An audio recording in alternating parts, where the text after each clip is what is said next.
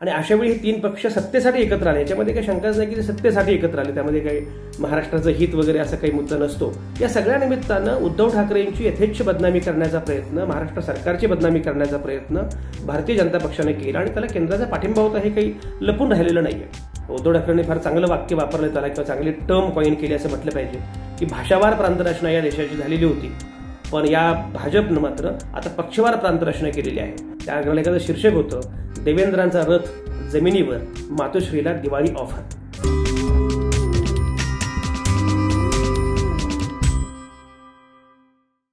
महाराष्ट्रातल्या महाविकास आघाडीला 1 वर्ष आज बरोबर पूर्ण झालेलं आहे. खरं म्हणजे महाराष्ट्रामध्ये हे सरकार स्थापन झालं, तो सगळा घटनाक्रम आपण जर बघितला तर तो घटनाक्रम कमालीचा, अभूतपूर्व असा घटनाक्रम होता किंवा चित्तथरारक घटनाक्रम होता असं म्हटलं पाहिजे. मुळामध्ये 21 ऑक्टोबरला विधानसभेची निवडणूक झाली, मतदान झालं, 24 ऑक्टोबरला निकाल लागला आणि त्यानंतर सरकार स्थापन व्हायला 28 नोव्हेंबर उजाडलं आणि त्यानंतर मग खऱ्या अर्थानं पुन्हा डिसेंबरमध्ये खऱ्या अर्थानं मंत्रिमंडळाचा विस्तार झाला आणि सरकार कामाला लागला.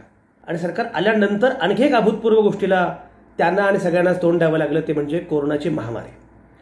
त्यामुळे याच्यामध्ये नैसर्गिक, खरं म्हणजे ही आघाडी अनैसर्गिक आहे असं म्हटलं जातं आणि त्यामध्ये काही फार खोटं आहे असं नाही. अशा प्रकारचे अनैसर्गिक आघाडीचे प्रयोग अनेक ठिकाणी झालेले आहेत. बिहारमध्ये यापूर्वी हा प्रयोग झालेला आहे.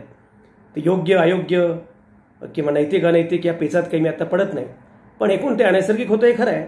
पण साधारणपणे अलीकडच्या या वर्षभरामध्ये ज्या गोष्टी घडल्या त्याच्यामध्ये नैसर्गिक खरं म्हणजे फारसं काही नव्हतं, सगळंच अभूतपूर्व अशा प्रकारे होतं.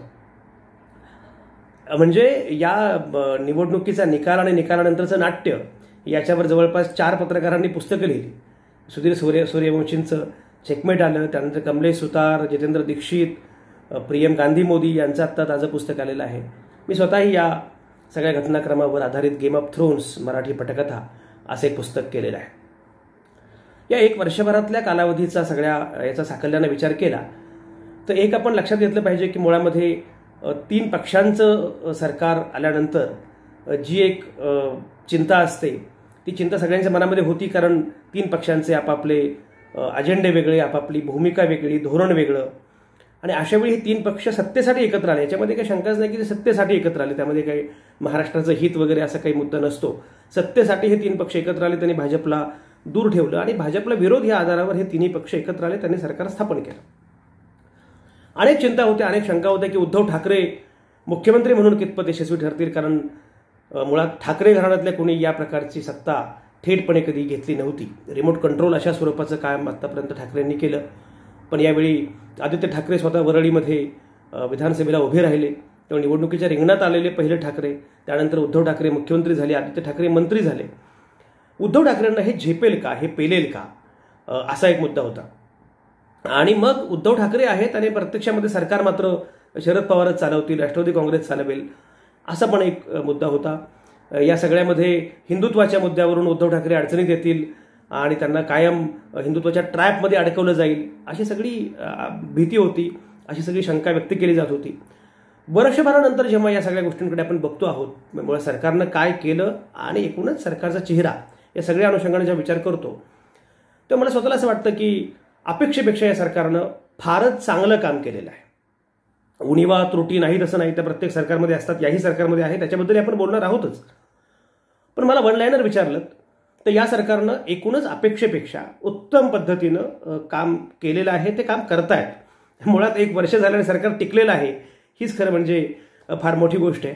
कारण सरकार स्थापन झाल्यापासून तारखा सुरू होत्या की या तारखेला सरकार पडणार, त्या तारखेला सरकार पडणार. तारखा येत गेल्या, सरकार मात्र आपल्या जागी स्थिर आहे. अजूनही तारखा काही संपलेल्या नाही आहेत आणि पिक्चर अभि बाकी आहे असं म्हणायला सुद्धा वाव आहे, त्यामुळे त्याबद्दल मी काही भाष्य करणार नाही. पण मुळामध्ये जो मुद्दा होता की उद्धव ठाकरे हिंदुत्वाच्या पेचामध्ये किंवा ट्रॅकमध्ये अडकतील आणि त्यांना इंडिपेंडेंटली कारभार करता येणार नाही, आताचं चित्र असं अजिबात नाही. उलट पक्षी हिंदुत्वाच्या सापळ्यामध्ये उद्धव ठाकरे अजिबात अडकले नाहीत, किंबहुना एका वेगळ्या सापळ्यामध्ये त्यांनी भाजपला अडकवलेलं आहे.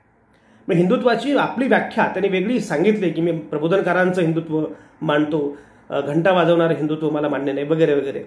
त्यातला खरे खोटेपणा सोडून द्या, पण पॉलिटिकल करेक्टनेस म्हणून जर आपण बघितलं तर उद्धव ठाकरेंनी त्या मुद्द्यावर मात केलेली आहे. आणि उलट पक्षी त्यांनी जे राज्यपालांना उत्तर लिहिलं पत्राला, जेव्हा राज्यपालांनी मंदिरं उघडण्याच्या मुद्द्यावरून त्यांना तुम्ही सेक्युलर आहात का वगैरे असं विचारलं, त्यांनी हिंदुत्वाचं काय झालं असं विचारलं.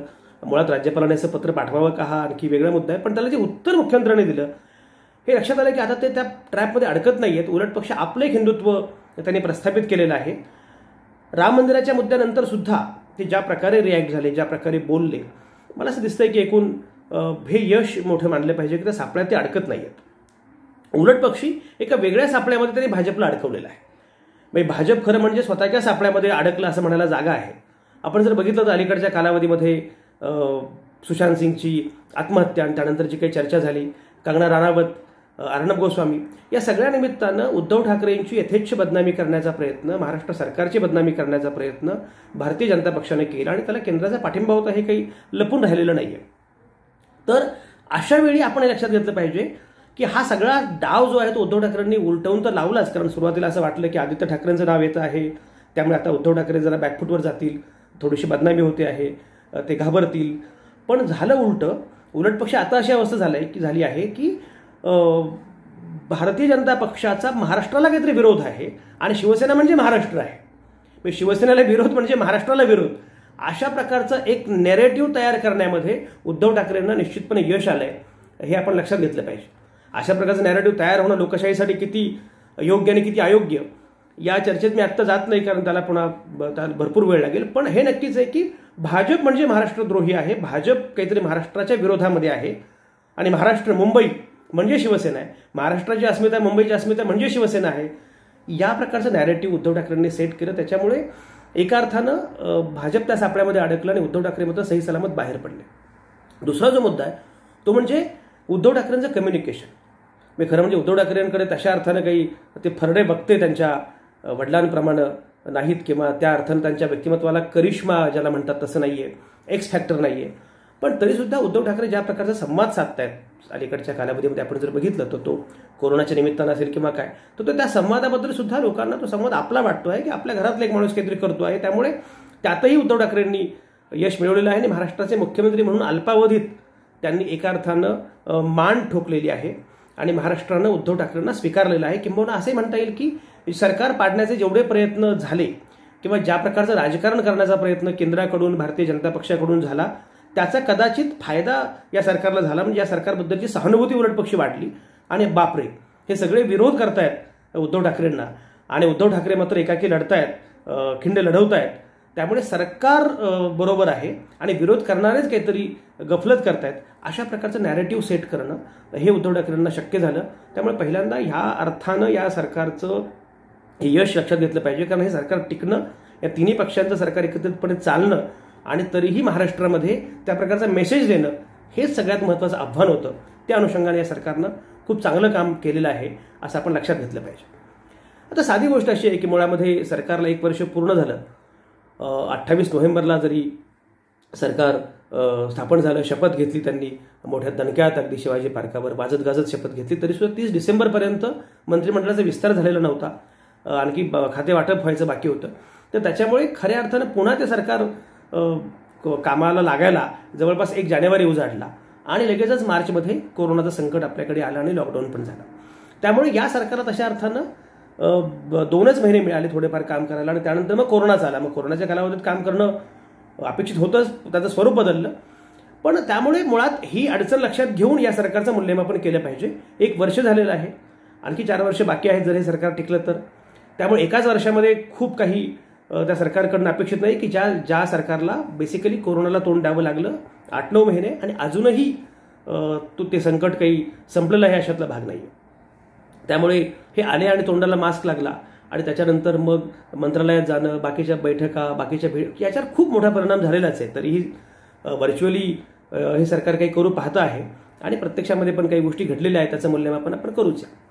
मला असं दिसतंय की मुळामध्ये जर एकूण मूल्यमापन केलं तर साधारणपणे सगळ्याच मंत्र्यांनी बऱ्यापैकी चांगलं काम केलेलं आहे असं आपण बघितलं पाहिजे.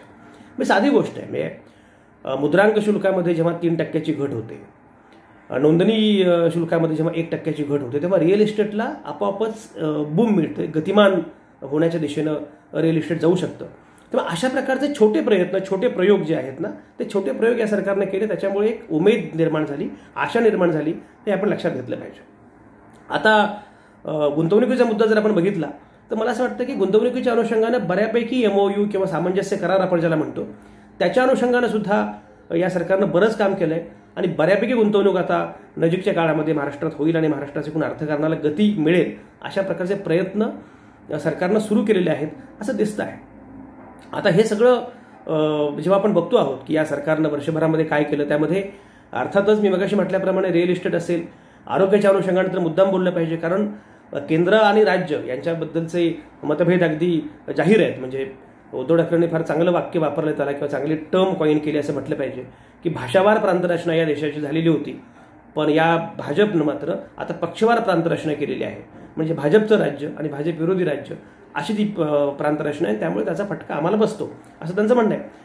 आता यातला राजकीय मुद्दा सोडून द्या, पण हे लक्षात घेतलं पाहिजे की खरं आहे म्हणजे या प्रकारचा दुजाभाव होतो आहे हे खरंच आहे आणि त्या दुजाभावामध्ये महाराष्ट्रावर अन्याय झाला हे पण आपण लक्षात घेतलं पाहिजे. ते नाकारण्यात काही अर्थ नाही, तो अन्याय झाला तरी सुद्धा म्हणजे आणखी केंद्राकडे बरीच मोठी रक्कम बाकी आहे, परतावा GSTचा काही प्रमाणात मिळाला असला तरी सुद्धा, पण तरीही त्यामुळे कामं थांबली नाहीत. म्हणजे कोविड सेंटर असेल, बाकीच्या गोष्टी असतील, या सगळ्या अनुषंगाने कामं थांबली नाहीत आणि कोरोनावर या सरकारनं खरोखरच ज्या प्रकारे मात केली त्यासाठी त्यांना चांगले गुण दिलेच पाहिजेत, याच्यामध्ये काही शंका नाही. म्हणजे कोरोना महाराष्ट्रामध्ये आणि मुंबईमध्ये प्रामुख्यानं येणं, पुण्यामध्ये किंवा या शहरांमध्ये जास्त फटका बसणे स्वाभाविक होतं, कारण देशभर हा पॅटर्न आहे. ज्या ज्या ठिकाणी औद्योगिकरण आहे, शहरीकरण आहे, नागरीकरण आहे, त्या ठिकाणी कोरोनाचा फटका हा जास्त बसला. तसाच फटका तो महाराष्ट्रामध्ये अर्थातच मुंबईला आणि त्या परिसराला बसला, एकूण महाराष्ट्राला बसला. पण त्याच्यावर ज्या प्रकारे मात केली गेली म्हणजे मृत्यूदर जो आहे तो कमी केला, रिकव्हरी जी आहे ती मोठ्या प्रमाणात वाढवली. याच्यामध्ये आरोग्यमंत्री राजेश टोपे आणि अख्खा आरोग्य मंत्रालय ज्या प्रकारे त्यांनी काम केलं तर त्याबद्दल त्यांना दाद दिली पाहिजे. आणि मला असं वाटतं की हे खूप मोठं काम आहे. म्हणजे विशेषतः आपण जेव्हा अमेरिकेसारख्या देशामध्ये काय घडलं ते बघतो, युरोपात काय घडलं ते बघतो, त्यानंतर तर हे मान्य केलं पाहिजे, त्यातही हे मान्य केलं पाहिजे की मुळात आपली आरोग्य यंत्रणा फार ढिसाळ आहे. आपली संरचना खरं म्हणजे आरोग्याची अत्यंत वाईट आहे. आपण कितीही प्राथमिक आरोग्य केंद्राचं जाळं आहे वगैरे वगैरे म्हणत असतो तरी सुद्धा ते नाही असं नाहीये, पण त्यात इतक्या गफलती आहेत, इतका मेस आहे. तर अशा वातावरणामध्ये या प्रकारचं काम करणं हे मोठं आव्हान होतं आणि हे खरं म्हणजे अवघडच होतं. पण तरीसुद्धा कोरोनावर मात करण्यामध्ये, कोरोना नियंत्रणामध्ये आणण्यामध्ये आरोग्य मंत्रालयाला मोठ्या प्रमाणात यश आलं हे लक्षात घेतलं पाहिजे. त्यामुळे मला विचाराल तर सगळ्यात सर्वाधिक गुण मी देईन राजेश टोपेंना, आरोग्यमंत्र्यांना, की ज्यांनी या प्रकारचं काम केलं. मी मगाशी बाळासाहेब थोरातांचा उल्लेख केला की ज्यांनी मुद्रांक शुल्क आणि नोंदणी शुल्क याच्या अनुषंगानं काम केलेलं आहे. असंच सार्वजनिक बांधकाम आहे, प्रत्येक विभागांनी त्यांच्या त्यांच्या परीनं चांगलं काम करण्याचा प्रयत्न केला. गृहमंत्रालयाच्या अनुषंगानं बघितलं पाहिजे की गृहमंत्रालयाचा गाजावाजा खूप झाला. म्हणजे त्यांनी प्रत्यक्ष काही लगेच पोलीस रिफॉर्म्स वगैरे केले वगैरे असं काही माझं म्हणणं नाही, पण या कालावधीमध्ये या सगळ्या संकटांना, मी गृहमंत्रालयामध्ये संकट हे प्रामुख्याने पॉलिटिकल स्वरूपाचं होतं, कारण कंगना राणावत काय, अर्णब काय किंवा सुशांत सिंग काय, या सगळ्या अनुषंगानं प्रामुख्यानं किंवा भीमा कोरेगाव या सगळ्या अनुषंगानं याचा संबंध थेटपणे गृहमंत्रालयाशी आला. पण अनिल देशमुखांनी ते इतकं शिताफीनं सगळं प्रकरण हाताळलं, त्यामुळे त्याला खरं म्हणजे गुण दिले पाहिजेत. जेव्हा सुशांत सिंग प्रकरण CBIकडे जाणार असं ठरलं तेव्हा पण CBI नंतर मेसेज हाच गेला की CBIला काहीच मिळालं नाही आणि मग नंतर CBIनं सुशांत सिंग आत्महत्या सोडली आणि मग नार्कोटिक्स, नशेचे याच्यामध्ये कोण आहे, त्या रॅकेटमध्ये कोण आहे, भलत्याच ठिकाणी ते गेलं. पण त्यामुळे CBIला हे सिद्ध नाही करता आलं की गृहमंत्रालय अपयशी ठरलं. मला असं वाटतं की हे गृहमंत्रालयाचं फार मोठं यश आहे. काही गडबडी झालेल्या आहेत, म्हणजे 11वी प्रवेशाच्या अनुषंगानं किंवा एकूण शाळा या संदर्भामध्ये शिक्षण आणि उच्च शिक्षण या विभागांना मी काही फार चांगले गुण देणार नाही, कारण त्यांच्यामध्ये समन्वयाचा मोठा अभाव दिसतो आहे. आजही शिक्षण मंत्री खरंच काम करतात की नाही असा प्रश्न पडावा अशा प्रकारचं एकूण वातावरण आहे. त्यांचं कामाचं प्राधान्यक्रम आणि फोकस इतकं वेगळं आहे की त्यामुळे शिक्षण आणि उच्च शिक्षण यांचा फार मोठा गोंधळ झालेला आहे. त्याच्यामध्ये खाजगी शाळा असतील, शाळांची फीज असेल, त्याच्या अनुषंगाने जे अनेक प्रश्न असतील, पालक आणि विद्यार्थी यांच्या मनात चिंतेचं वातावरण असेल, ते दूर करण्यात काही त्याला यश आलेलं नाही. असंच मंदिर उघडण्याच्या मुद्द्यावरून सुद्धा किंवा एकूणच सगळी त्याला आपण प्रार्थनास्थळ म्हणतो ती उघडण्याच्या मुद्द्यावरून सुद्धा अशाच प्रकारची एकूण जे काही काय म्हणतात त्याला समन्वयाचा अभाव आहे तर तो जाणवला. तर अशा काही गोष्टी सांगता येणं शक्य आहे की ज्याच्यामध्ये समन्वयाचा अभाव जो आहे तो टाळता आला असता. पण तरीसुद्धा ओव्हरऑल मी म्हटल्याप्रमाणे की ज्या सगळ्या याच्यावर मात करत सरकार ज्या प्रकारे काम करत आहे ते मात्र दाद देण्यासारखं आहे आणि आश्वासक असं आहे की हे सरकार ठीक आहे, या सरकारनं काही चांगल्या गोष्टी निश्चितपणे केलेल्या आहेत आणि हे सरकार आणखी चांगलं काम करू शकतं असं वाटण्यासारखं एकूण चित्र निश्चितपणे आहे. आता एक गोष्ट लक्षात घेतली पाहिजे की या 3 पक्षाचं सरकार आहे त्यामुळे समन्वयाचा अभाव वारंवार दिसतोच, याच्यात काही शंका नाही आहे. प्रामुख्याने काँग्रेसला जी वागणूक मिळते आहे ती सावत्रपणाची वागणूक आहे असं काँग्रेसचे नेते म्हणत असतात आणि त्यामध्ये काही फार चुकीचं असं काही मला वाटत नाही त्यांच्या त्या म्हणण्यामध्ये. खरं म्हणजे या 3 पक्षांनी मिळून एकत्रितपणे समन्वयाची यंत्रणा तयार केली पाहिजे.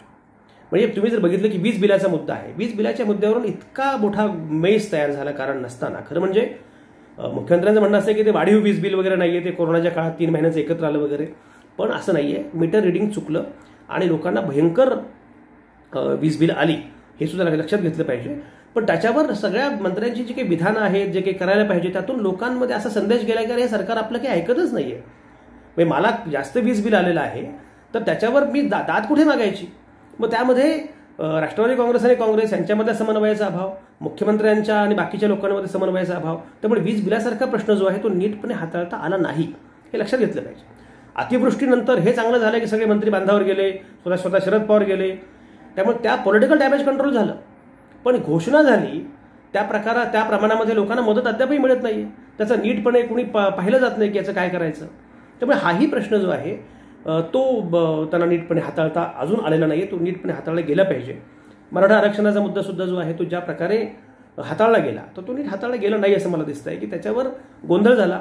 त्यामुळे आंदोलकांशी ज्या प्रकारे संवाद झाला पाहिजे तो संवाद झाला नाही. 3 पक्ष एकत्रितपणे त्यांनी समन्वयाची व्यवस्था तयार केली पाहिजे. अटल बिहारी वाजपेयी असताना 32 पक्षांचं सरकार होतं. आघाडी सरकारांचा अनुभव आपल्याकडे आहे. युपीएमध्ये सुद्धा मोठे पक्ष होते, एनडीएमध्ये सुद्धा त्या प्रमाणामध्ये पक्ष आहेत. जरी आता नरेंद्र मोदींना स्वतःला भाजपलाच पूर्ण बहुमत असलं त्यामुळे आता ते आघाडी सरकार आहे असं जाणवत नाही.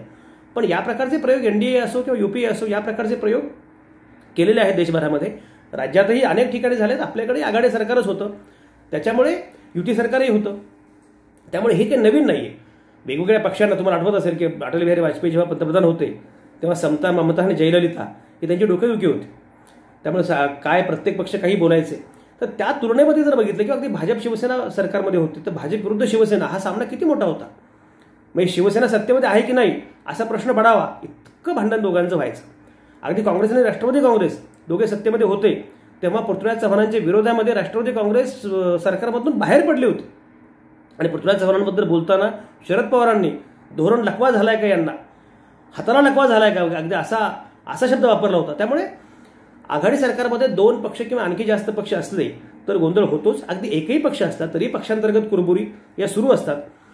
त्यामुळे या 3 पक्षांचं सरकार चालवताना त्या तुलनेमध्ये तो मेस काही फार मोठा आहे असं मला वाटत नाही. म्हणजे ॲज कम्पेअर टू एनडीए, युपीएमध्ये आपल्याला आठवत असेल की डाव्यांनी काय जेरीस आणलं होतं मनमोहन सिंगांना आण्विक कराराच्या मुद्द्यावरून. तर असे अनेक अनुभव आपल्या गाठीशी आणि पाठीशी आहेत. तर मला असं वाटतं की त्या तुलनेमध्ये वर्षभरामध्ये यांच्यात काही फार मोठा गोंधळ झाला आहे असं काही मला वाटत नाही. त्याच्यामध्ये थँक्स टू कोरोना ऑल्सो, हे कोरोनामुळे ज्याप्रमाणे संकट आलं त्याप्रमाणे त्यांना संधी पण मिळाली. कारण कोरोनामुळेच फार काही हालचाली झाल्या नाहीत आणि त्यामुळे फार मतभेदही चव्हाट्यावर आले नाहीत आणि त्यानंतर मग हे सरकार आता स्थिर झालेलं आहे. तर मुद्दा असा की मला असं वाटतं की या 3 पक्षांनी तरीही समन्वयाची व्यवस्था केली पाहिजे. त्यासाठी समन्वय समिती तयार केली पाहिजे. ज्याप्रमाणे युपीएची समन्वय समिती होती, सोनिया गांधी त्या चेअरपर्सन होत्या, तशा प्रकारे एक समन्वय समिती स्थापन केली पाहिजे आणि या प्रकारचे इश्यूज, विषय हे ॲड्रेस केले गेले पाहिजेत. कारण ते ॲड्रेस केले गेले नाहीत तर मग सरकारमध्ये काही समन्वय नाही असं जाणवेल. उद्धव ठाकरे बोलतात उत्तम, ते जे काही त्यांचं म्हणणं की मी भाषण करत नाही, मी बोलतो, ठीक आहे, जे काही आहे ते बोलतात उत्तम, किंबहुना उत्तमच बोलतात. पण तरीही ते उद्धव ठाकरे म्हणूनच बोलतात. मी पक्षप्रमुख असल्याप्रमाणेच त्यांचा तो आविर्भाव असतो. सरकार म्हणून उद्धव ठाकरे बोलतात असं जाणवत नाही. मी अनेक खरं म्हणजे त्यांना अनेक ठिकाणी अन्य मंत्र्यांचा, बाकीच्या लोकांचा उल्लेख करताना शक्य असतं, पण तसं काही ते उल्लेख करत नाहीत किंवा सरकार म्हणून ते लोकांशी बोलतात असं वाटत नाही. त्याच्यामध्ये त्यांनी सुधारणा करणं आवश्यक आहे. एक मला असं दिसतं, म्हणजे मी असं म्हणालो की ही निवडणूक जेव्हा झाली ती निवडणूक लोकांनी आपल्या हातामध्ये घेतलेली होती. भाजप शिवसेनेला बहुमत मिळालं, पण ज्या दिवशी निकाल लागला त्या दिवशी मी अग्रलेख लिहिला होता. त्या दिवशी, निकालाच्या दिवशी, त्या अग्रलेखाचं शीर्षक होतं देवेंद्रांचा रथ जमिनीवर, मातोश्रीला दिवाळी ऑफर. आणि त्या लेखातलं दुसरं किंवा तिसरंच वाक्य असं होतं की काहीही झालं तरी शिवसेनेचं मुख्यमंत्रीपद पक्क आहे. त्यामुळे हा अंदाज होता. बाकीच्या खूप घटना अशा घडल्या की चकवा बसला प्रत्येकालाच. मी सुद्धा असं काही म्हणणार नाही की माझे अंदाज बरोबर ठरले, कारण या निवडणुकीने कोणाचेच अंदाज बरोबर ठरवले नाहीत. उलटपेक्षा सगळ्यांचेच अंदाज चुकले. पण तरीसुद्धा एक नक्की होतं की एक वातावरण तयार झालं. म्हणजे लोकांनी ज्या प्रकारे कौल दिला, भलेही बहुमत मिळालं भाजप शिवसेनेला, पण कौल जो होता तो मात्र त्यांनी काँग्रेस राष्ट्रवादीला सुद्धा खूप चांगल्या जागा दिल्या. त्यामुळे एकीकडे भाजपला 105 जागा देतानाच काँग्रेस राष्ट्रवादीला सुद्धा त्यांनी शतक पूर्ण करावं एवढ्या जागा दिल्या. आणि त्यामुळे लोकांनी एका अर्थाने ही निवडणूक आपल्या हातामध्ये घेतली. जेव्हा की चित्र असं होतं की देवेंद्र फडणवीस हे एकमेवाद्वितीय नेते आहेत आणि त्यांना आव्हान देणं शक्य नाहीये. काँग्रेस राष्ट्रवादी काँग्रेसला विरोधी पक्ष नेतेपदाचा सुद्धा दर्जा मिळणार नाही, एवढी अवस्था वाईट होती. पण लोकांनी ती निवडणूक आपल्या हातात घेतली. त्याची अनेक कारणं होती. निकाल लागला.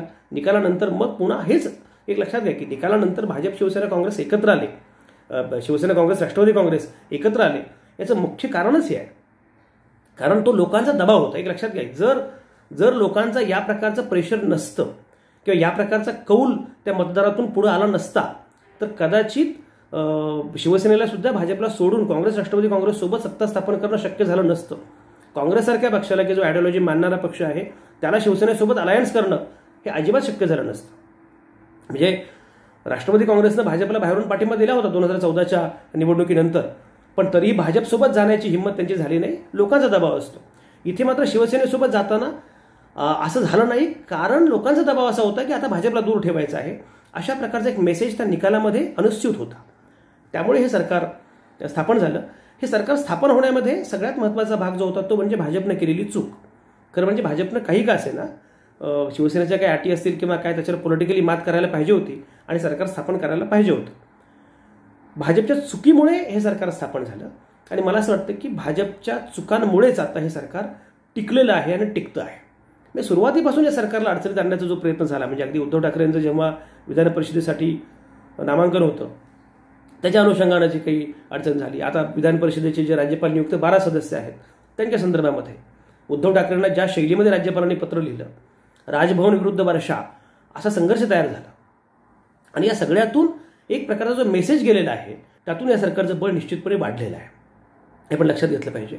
त्यामुळे खरं म्हणजे भाजपचा रोल काय आहे, मुद्दा वर्ष झालं तर वर्ष उद्धव ठाकरेंना झालंच मुख्यमंत्री म्हणून, पण तेवढंच वर्ष देवेंद्र फडणवीसांना विरोधी पक्षनेते म्हणून पण झालेलं आहे.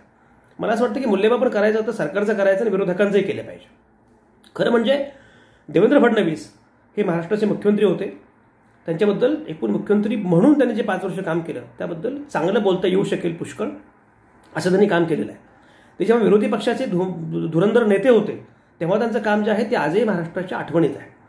मग तर गेल्या वर्षभरात मात्र देवेंद्र फडणवीस हे विरोधी पक्षनेतेपेक्षा सुद्धा सीएम इन वेटिंग याच पवित्र्यामध्ये आहेत आणि त्यामुळे ते वारंवार चुका करतायत. बुडत्याचा पाय खोलात अशी अवस्था आहे. खरं म्हणजे या सरकारला धारेवर धरण्यासाठी अनेक विषय आहेत, ज्याचा मी ओझरता उल्लेख केला. असे अनेक विषय आहेत त्यावर नीटपणे धारेवर धरता येणं शक्य आहे. पण सातत्यानं सरकारच्या विरोधातल्या कागाळ्या, म्हणजे ते म्हणतात देवेंद्र फडणवीस की हे सरकार आम्ही पाडणार नाही, हे त्यांच्या आंतरविरोधांमुळे पडेल. पण त्यांच्यातल्या आंतरविरोधांपेक्षा सुद्धा भाजप मात्र सातत्यानं प्रयत्न करत आहे. असा जो मेसेज जातो आहे तो मेसेज फार वाईट आहे. मला असं वाटतं की विरोधी पक्षनेत्यांनी, विरोधकांनी आपली एक स्पेस जी आहे ती खूप महत्त्वाची असते, ती स्पेस सांभाळली पाहिजे. आणि त्यामुळे 1 वर्ष पूर्ण झालेल्या उद्धव ठाकरेंना सुद्धा आणि देवेंद्र फडणवीसांना सुद्धा त्यांच्या नव्या रोल्समध्ये दोघांनी हे लक्षात घेतलं पाहिजे की टिकून राहणं काही करून एवढाच उद्धव ठाकरेंचा पण अजेंडा असता कामा नये आणि काही झालं तर पाडायचं एवढाच अजेंडा विरोधकांचा सुद्धा असता कामा नये.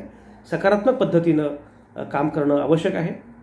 मला असं वाटतं की देवेंद्र फडणवीसांनी आता हा कौल मान्य केला असेल की हे सरकार स्थापन झालंय, तर मग विरोधक म्हणून त्यांनी त्यांची भूमिका बजावली पाहिजे. जेव्हा संधी येईल तेव्हा त्यांनी सरकार स्थापन करावं, त्याच्यामध्ये काही अडचण नाही आहे.